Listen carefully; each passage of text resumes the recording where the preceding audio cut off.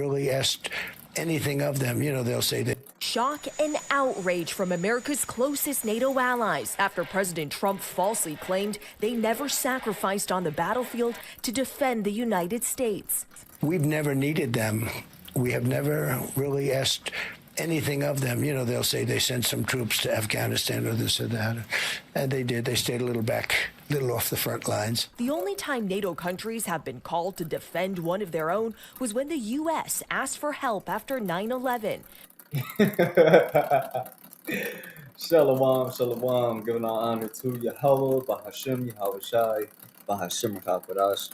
Double honors to the apostles and elders of Great Millstone who teach 100% truth. Shalom to the 144,000 and to the elect. Just your brother Raya. And yeah, man, DJT, man. this nigga never fails to give me a chuckle, yo.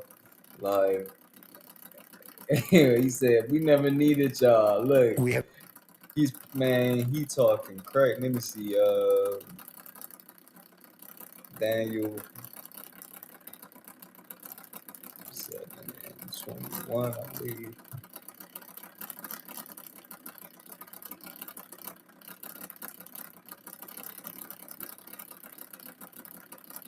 Also, like, maybe I won't show on 7 inch.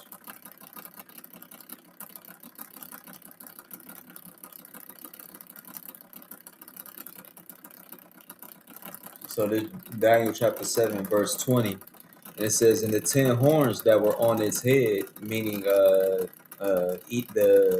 EU, and the 10 horns that were on its head, and the other horn which came up before which 3 fell, namely that horn which had eyes and a mouth which spoke pompous words, whose appearance was greater than his fellow. DJT is speaking crazy. This is what America is known for speaking crazy concerning the beast, right? Which is NATO and European Union. And Babylon the Great, aka America, they speak with like words, basically the same thing. Like, they don't give a fuck about them. They don't give a fuck about NATO or the EU. They only care about themselves, and that's why this scripture fits what's going on right now. It says the which had eyes and a mouth which spoke pompous words.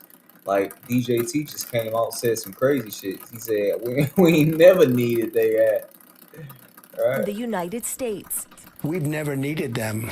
We have never really asked anything of them. They'll say they sent some troops to Afghanistan or this or that.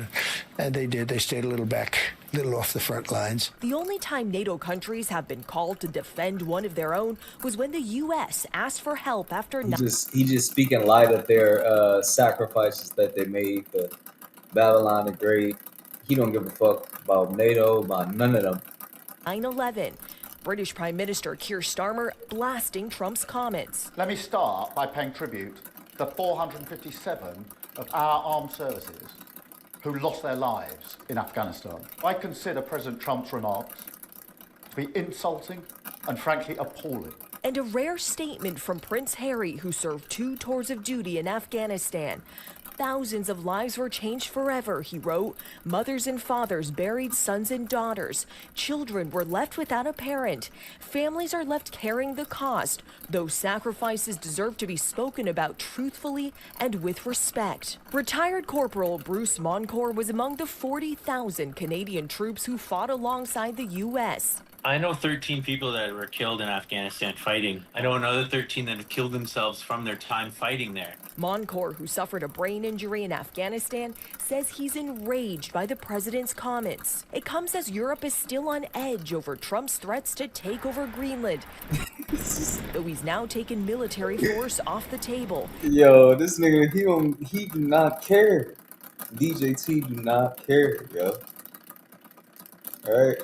So this is why the beast shall hate the whore being Babylon the Great, aka America, and the beast being NATO and the European Union.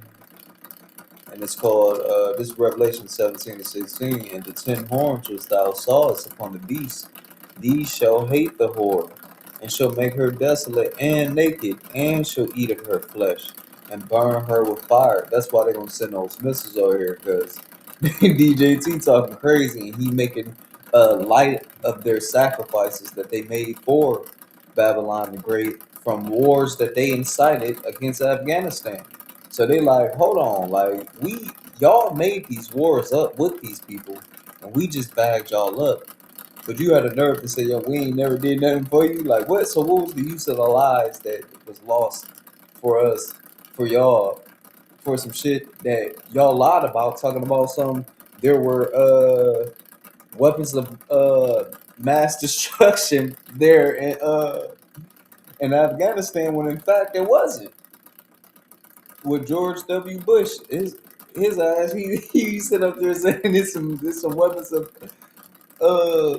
you know what I mean, a mass destruction there, and it wasn't. They just went there for the oil, for the resources, and especially for the poppy seeds, because I believe Afghanistan is high with the poppy seed, which I believe it comes with heroin. I believe that's where the heroin comes from, right? And certain opioids and stuff that they make and all that. So the fact that DJT stood up here and said this, and they gave people to give their lives for American bullshit, this is why they're gonna hate you. This is exactly why they're gonna hate your ass. And amid concerns that Trump's fixation on the Arctic territory has distracted from efforts to end the war in Ukraine.